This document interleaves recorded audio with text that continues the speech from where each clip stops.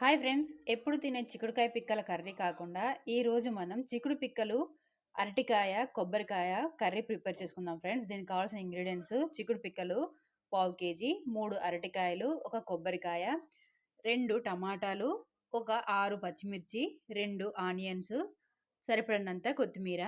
ముందుగా చిక్కుడు పిక్కల్ని క్లీన్ చేసుకొని పక్కకు పెట్టుకోవాలి. మనం మిక్సీ జార్లో వేసుకోవాల్సిన ఐటమ్స్: కొబ్బరికాయని కట్ చేసుకొని మిక్సీ జార్లో వేసుకొని మిక్సీ పట్టుకోవాలి.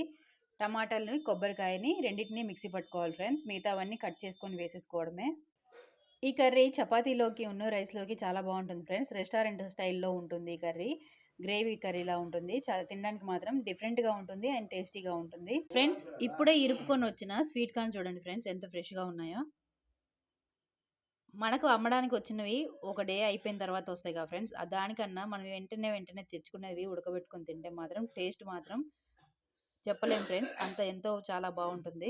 ఇప్పుడు మనం ఈ స్వీట్ కార్న్ని ఉడకబెట్టుకొని తినేద్దాం ఫ్రెండ్స్. ఇప్పుడు ఈ స్వీట్ కార్న్ ఉడకబెట్టుకోవడానికి ఇంకో కారణం ఉంది. మనం తీసుకున్న అరటికాయలు ఉన్నాయి కదా ఫ్రెండ్స్, అది కట్ చేసుకొని ఈ వాటర్లో బాయిల్ చేసుకోవాలి.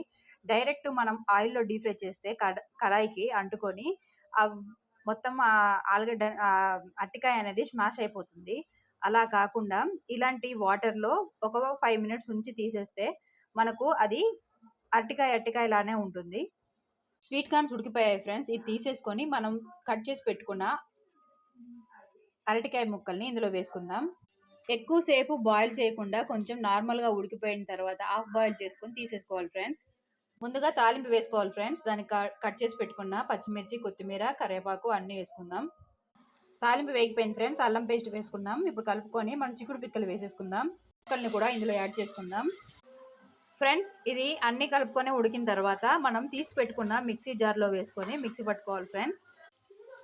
కొబ్బరి ముక్క, ఒక టమాటా, 3 పచ్చిమిర్చి, ఒక ఉల్లిపాయ, కొత్తిమీర ఇవన్నీ పేస్ట్ చేసుకొని అందులో మిక్స్ చేసుకోవాలి. మిక్సీ పట్టుకున్న పేస్ట్ మొత్తం ఇందులోనే యాడ్ చేసుకొని బాగా కలుపుకోవాలి ఫ్రెండ్స్. ఎందుకంటే ఇది పచ్చివాసన వస్తుంది. ఇలా మనము డీప్ ఫ్రై చేసుకోవడం వల్ల పచ్చివాసన పోతుంది. చిక్కుడు పిక్కలకి అన్నిటికీ ఫ్లేవర్ మంచిగా పడుతుంది. రుచికి సరిపడినంత ఉప్పు, పసుపు, టేస్ట్ సరిపడినంత, స్పైసీకి సరిపడినంత కారం వేసుకోవాలి ఫ్రెండ్స్. కలుపుకొని బాగా కలుపుకున్న తర్వాత మూత పెట్టుకోవాలి ఒక 5 మినిట్స్ ఫ్రెండ్స్. ఇప్పుడు చిక్కుడు పిక్కలు ఉడికేంత మందం ఒక గ్లాస్ వాటర్ వేసుకొని ఉడకబెట్టుకోవాలి ఫ్రెండ్స్. ఇది ఉడుకుతున్నప్పుడే మనం ధనియా పౌడర్, కొంచెం గరం మసాలా వేసేసుకుందాం.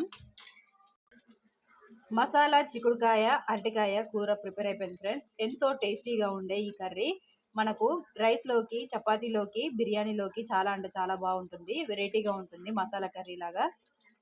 ఎక్కువ మసాలా ఐటమ్స్ లేకుండా ఈ విధంగా కర్రీ ప్రిపేర్ చేసుకోవచ్చు ఫ్రెండ్స్ మనం.